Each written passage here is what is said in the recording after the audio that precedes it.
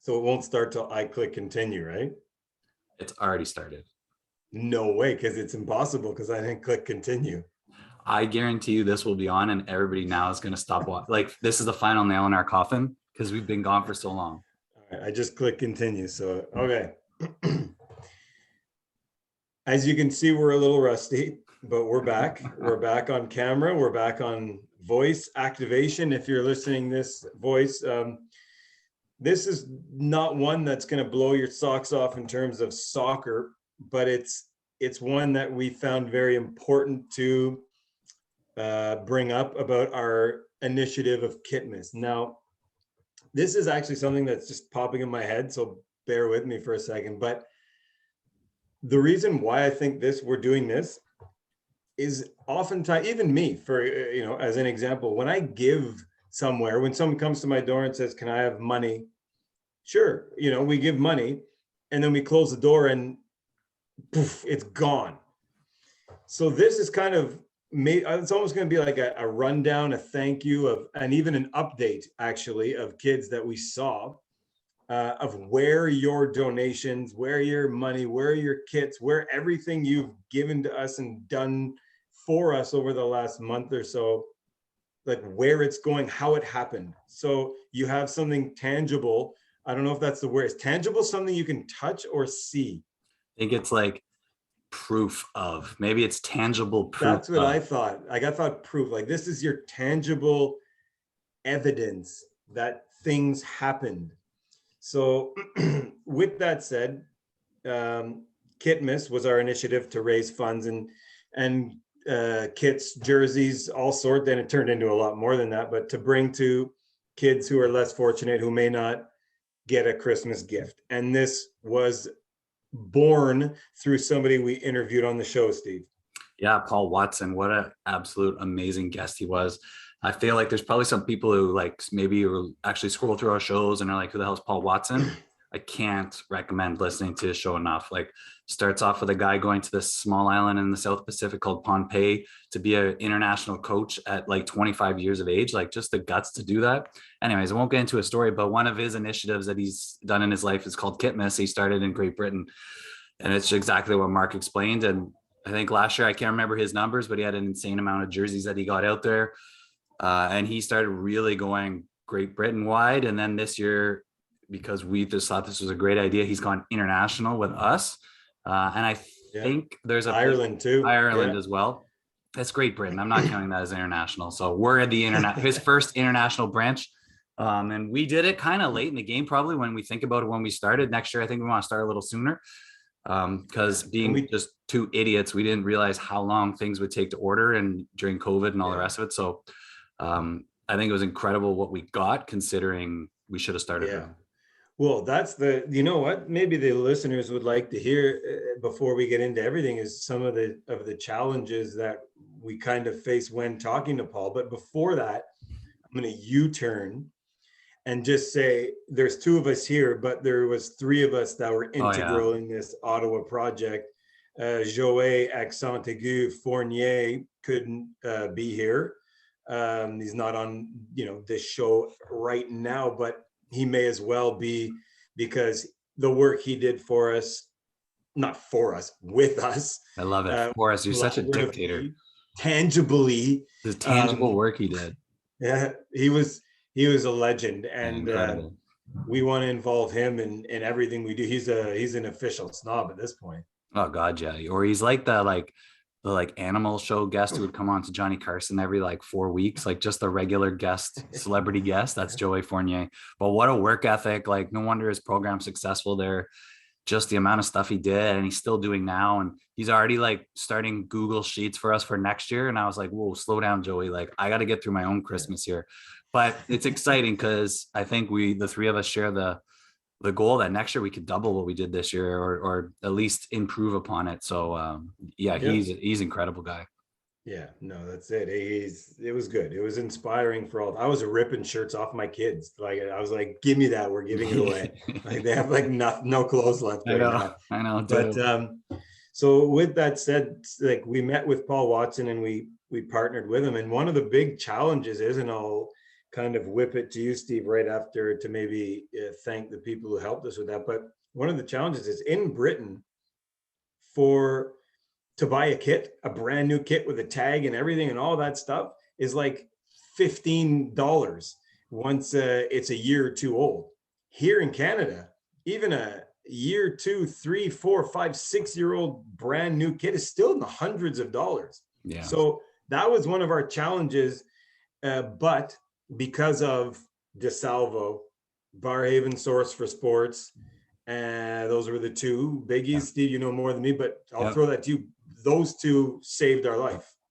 Yeah, they came through big time for us. And a shout to Andy Neer at Puma for helping us with Source for Sport as well. They all gave us some big reductions on costs and really allowed us to buy a substantial amount as opposed to what Mark said. Because some of these kits, like Mark's exactly right. Like I was looking at old Man City kits from 6 years ago. I didn't want to give anybody a Man City kit. Like that's just punishment. So we didn't want to give Spurs either. Like, what are you doing? Like a lifelong of pain for being a Spurs supporter. But even those kits were like still $100, and kids uniforms, jerseys were the same thing. So those guys were absolutely instrumental in it. We wouldn't have been able to get it done. And I have to give another definite massive thanks to DeSalvo. DeSalvo were, I would say, even above and beyond. Like Andreas, the manager there, was like pulling shirts off the rack in the warehouse as we were emailing saying, we got our 1,000. Can we grab this many? He would pull it off, put it aside, tell us 1 or 2 were gone, and like instantly responding to us, which is so nice considering we're getting things half price, So DeSalvo, they've partnered with us before when we did Christmas last year, and what a great store to have in the city, like to just work with them, and just the amount of like time they put into it as well. It was phenomenal. So yeah, we got real lucky with who was helping us. Yeah, no, I suggest if you're listening to this and any last minute shopping or post holiday shopping, get gift cards or buy a DeSalvo, like spend at the places who give. That's kind of like a slogan, that I'm going to coin. It's a great slogan. No, but it makes sense. Like, let's spend it. These people like DeSalvo who give so much back to the community. And that was awesome. Decathlon's another Mark I forgot. Like we went there. They don't have brand new jerseys or like team jerseys like Man City and whatnot. Why do I keep saying Man City? We got like we're losing all our city. I know, but they gave us a pile of gift cards for the store, which we threw into all the bags. So just some really, really kind people that really want to give back to the community that are out there. Yep. Then the same goes with Nick Ryan at Atletico Ottawa. They donated a bunch of free kits to us from the 2020 season, and nothing better than outfitting Ottawa people with local Ottawa Soccer tops. So that was super too. I really thankful for that. Yeah. So we'll kind of run through it, Steve, before we start thanking some more. But I just want to. We talked about how this all happened, and you kind of mentioned it with DeSalvo. As we were watching the numbers rise on our is it crowdfund page, we were we're new at we didn't really know what we were doing we were kind of winging it, and as money would come in, we'd buy stuff and we'd go and pick it up, and my dining room was getting filled up. People were dropping stuff off at your house, my house, everywhere. It looked like a warehouse in my room, and it was mental. And then we all got it to my house a couple of days before, and my son and I helped. We assembled it all for all the places. And anyway, and then the day of, Steve and I and Joey kind of met, divided and conquered, and dropped it off to certain places. So where did we go, Steve? And how did it start? Who went where? And it was fantastic. First of all, the Keen and Ryan Lapointe little stickers that said where things were going and for who were they melted me every time I gave it. It's the little writing they had on it. Like they organized it so well. I understand you were part of it, Mark, but your kids did brilliant. We started at Pierre Trudeau. I posted it all on Instagram, so rehashing for some, but went with David McFall's school there. And that guy is just, what more can that guy do for soccer in the city? First of all, he's hired every ex-soccer player to work at his school, because when I went there, I was like, I wanted to just play a 5-a-side game with all these guys. But we were met by Declan Bonner and Stevie Ball, two of the greatest people I've met in my life through the game and in Ottawa. And Stevie Ball must have given me like 6 hugs in a minute. It was the best ever. I didn't want to leave that school. Like, they just love soccer. I love that about that school is the fact that we know that those kids are like soccer fans and like the jersey actually means something, which was absolutely incredible. Then you and I And split off. is it the only soccer school that has 6 soccer nets on its property? There were so many soccer nets. That's why I was like, can we just break out into a mini tournament here? Let's just all ready for soccer games. Yeah. Unbelievable. Amazing. We broke out after that. I went to see Jed Davies at Futuro. Unbelievable guy. I could have spent the whole day talking to him, gave them some stuff. Then I went to Bayshore Public, West Ottawa. I forget, I had Hotspurs as well. Yeah. Like, so we dropped those all off, and each of these people, like Bruce Hartle at Hotspurs, what a guy, what a job he's doing there at Hotspurs, helping them out. West Ottawa, same thing. They have their list of people in need, and we just hit every one of them on it, and just like really, really cool stuff. And you and Joey went out East End. Maybe you can pick it up from there. Yeah, we went to the East End. We gave a bunch of stuff to Louis Riel, Joe's school. Went to Manor Park in Vanier, where I met up with an old high school friend, and Joey went to Good Shepherd in Blackburn. Mary Curie, I'm not sure where that is actually, but it's somewhere in Ottawa. I can promise you that. And that I think that wraps it up. You hit a couple clubs too, no? Yeah, OTFC gave a bag full of stuff for them, and the Hornets as well. I'll be delivering a late package too. So we hit many corners of the city. I'm gonna cut you off. Let's look at. I got something from Good Shepherd as a thank you. You haven't seen it, but I want your instant reaction, and we could talk about it. Wow. Crazy. Is that you? No, it's Messi. Come on, man. It looks like me, like it's an angry Messi. Wow, that is fantastic. First of all, it's a great drawing, but he's very angry. Yeah, it's a very upset Messi, and it looks like he's wearing like jeans, and he's got elf ears. He does have elf ears, and maybe it's elf Messi. Yeah, but it's a very good drawing. I couldn't come anywhere near this. Oh, are you crazy? It's something like that. Something is, I don't want to make it sound little, but something as little as a card for sure gives me now like I just want to like tear open my house and give more. Like it just, I know things like that just fuel you to do more. I want to give them 100 jerseys next year, just them.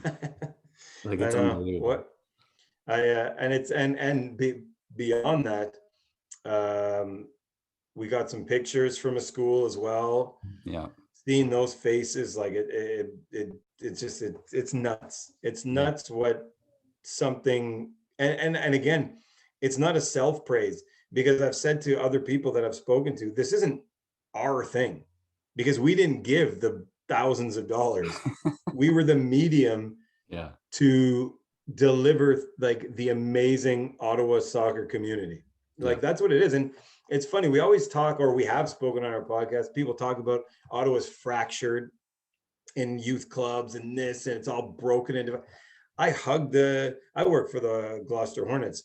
I was hugging OTFC guys, Futuro guys, Steve, Wasp guys. When we need or want something that's for the greater good, every club, every human is the same badge, and we all step up in the city. That's a good point, Mark, because I would say that there had been times in my past that I would have said the same thing or been bitter at whatever may have happened on the day, which is really peanuts and irrelevant. But since we've started to do our different initiatives, I could think of maybe just one club that's not been responsive or whatever when we've asked. Other than that, like every single club across the city, like it's incredible. Yeah. So like, and no one bats an eyelash, people are driving to my house in Stittsville or going to your place in Gloucester, Orleans, where the hell you are out there, like Russell, friggin' Montreal Township, like, but people just do it. And like, it's been incredible to see that, things are a lot closer than maybe we give them credit for. And maybe we all get caught up in the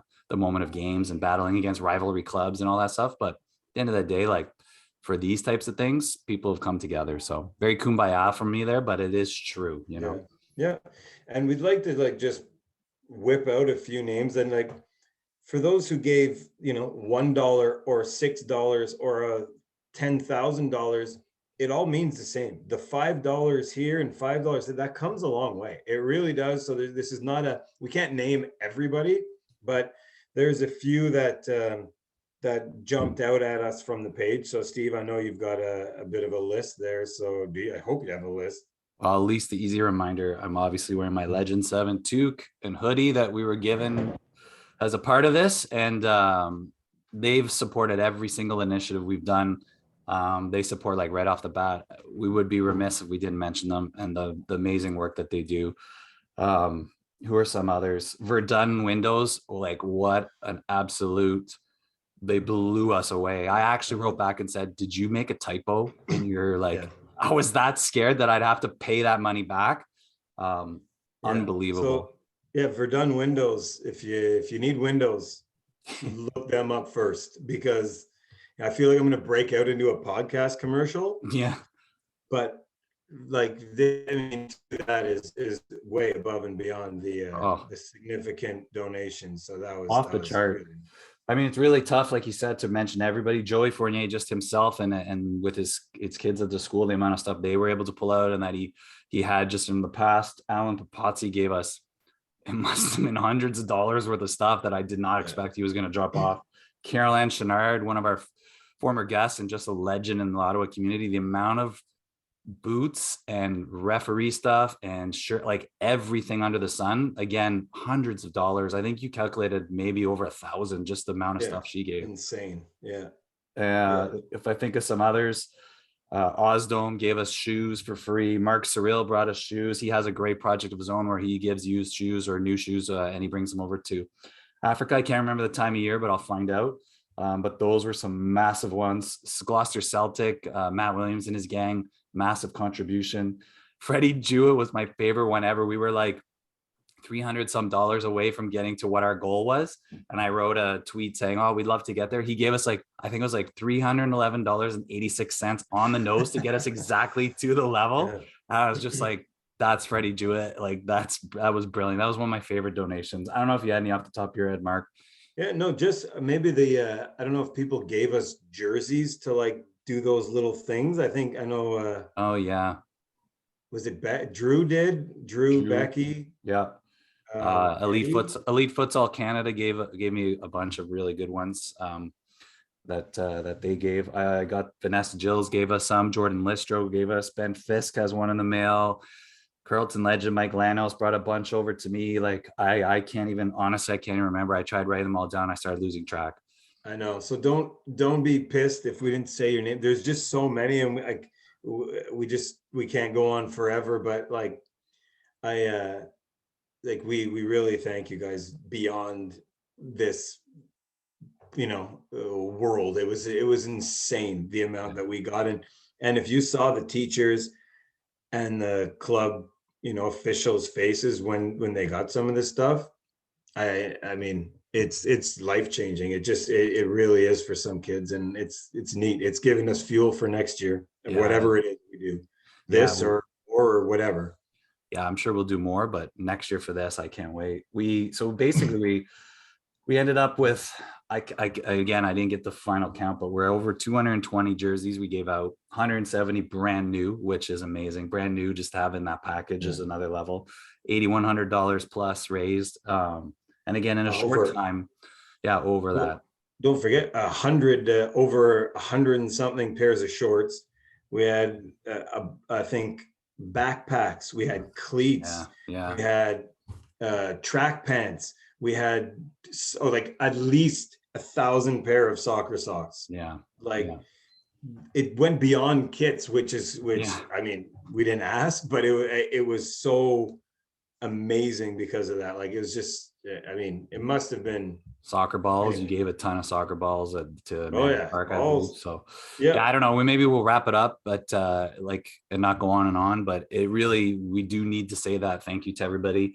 And as cliche or corny as it might be, what Mark said about the soccer community, I think that's one thing I've learned from doing this podcast, that just once we finally reached out or started talking about these things going on in Ottawa, the fact that, like you said, people are just waiting to help And there's so many good people. So rather than looking at the glass being half full all the time, I think we should give Ottawa a bit more credit than we do.